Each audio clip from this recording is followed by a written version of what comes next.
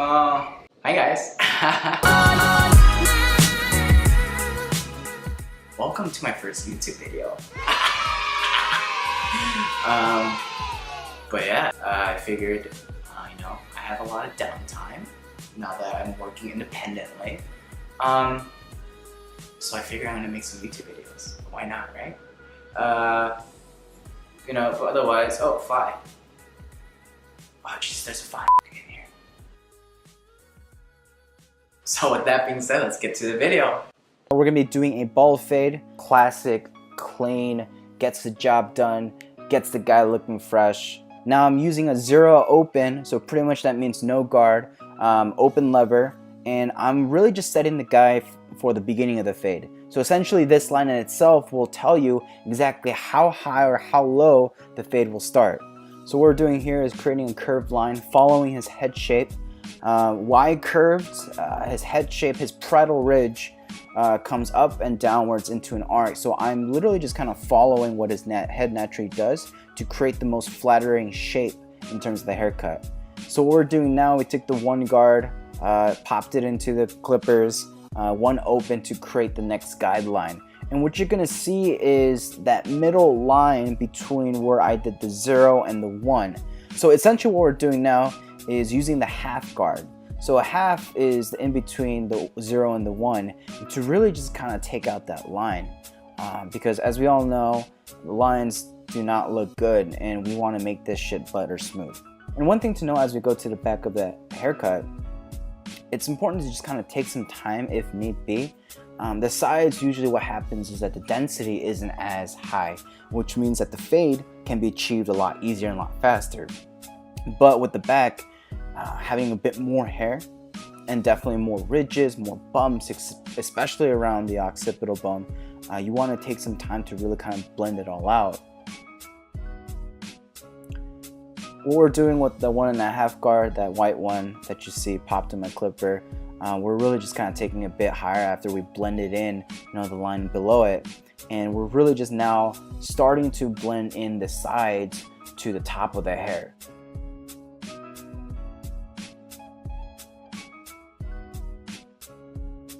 The fade's all done, so now it's time to just kind of take out the bottom. I'm using my wall detailer and we are literally just shaving it down to the skin at this point.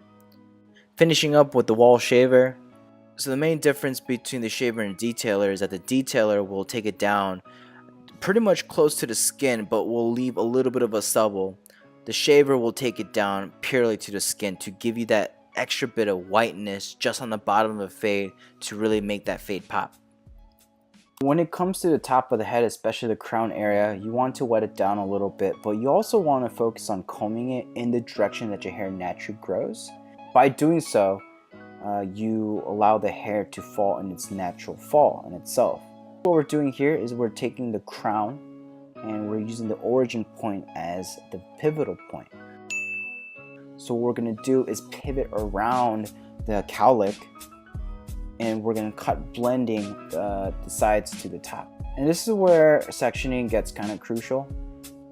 Because if you take two big sections, you're going to get these weird lumps in the hair. So it's always important to take fine sections. And what I like to do is overlap sections, meaning that the next section that I have has half of the previous section. Now after we do the crown, we want to create the center guideline. So what I'm doing is really taking a center section, going through the top of the head and creating my shape in itself. And for Kenny here, who likes to spike up his hair, I know that I want to keep it fairly even length all the way on top, but maybe add a little bit of length just right in the front so that he has more to work with in the front.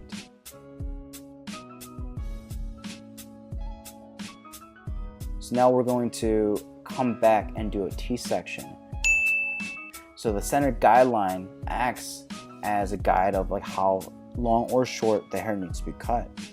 So we're just gonna go on both sides and kind of pretty much connect the dots essentially, We're following the head shape, making sure it's even length on all sides. So at this point, I just want to point out that it definitely is more important to take smaller sections. because what's going to happen if you take too fat of a section, you can get these weird little divots. Because keep in mind, the bigger the section, the more over direction you have that's in the front of the section versus the back of the section versus the middle of the section. So if you take baby fine sections, you're going to have more consistent results.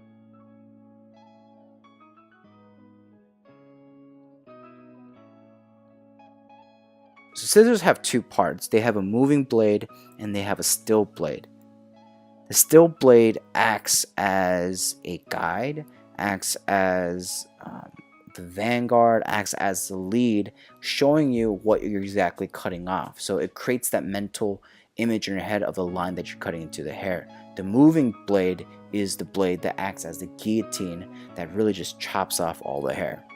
So pretty much what we're doing now is we're kind of taking off some of those corner pieces to kind of blend in. If you've noticed, as I was approaching the side of the haircut to your guys' left, I was really kind of going in and blending and cutting off the corner piece, but I didn't do it for the right. The reason being is that body mechanics don't really allow you to be able to cut into the right side as well as the left side.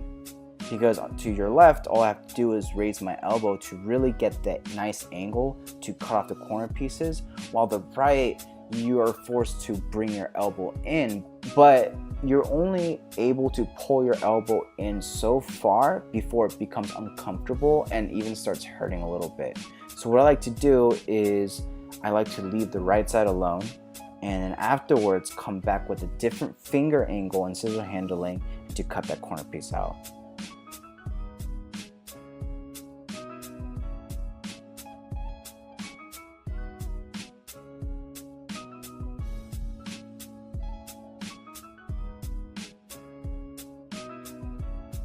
Construct, then deconstruct.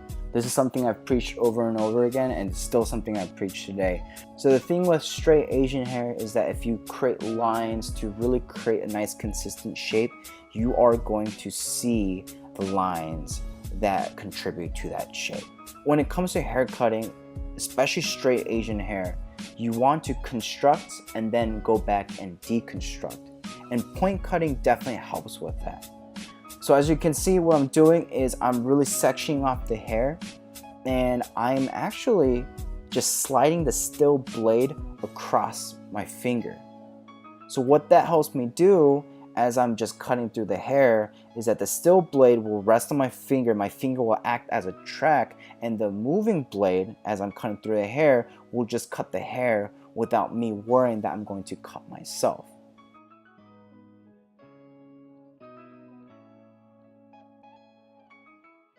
Just going back with the wall detailers and just doing a quick lineup. Personally for me, I'm not one to really create artificial hairlines. I like to keep it as natural as possible, but just to really kind of give it just a tad bit of a cleaner edge.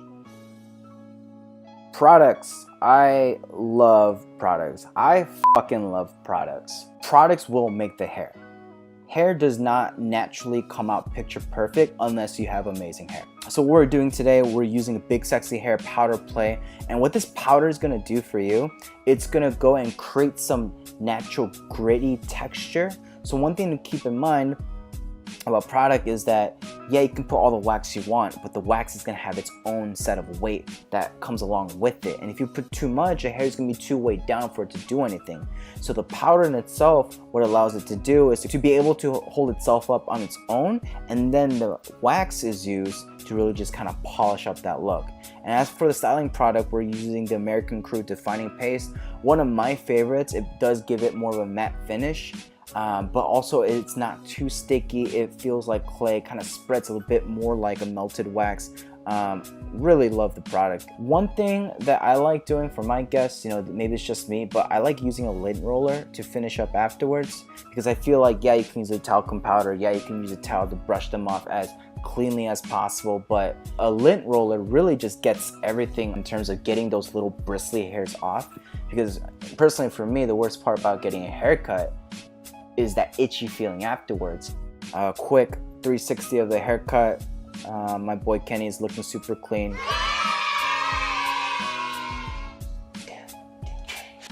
I'm hungry. I don't know what the fucking button is, but you know, wherever it is, if you can click subscribe, give me a thumbs up, share and tag your friends. Watch me make a fool out of myself, alright? How the fuck do you talk to a camera?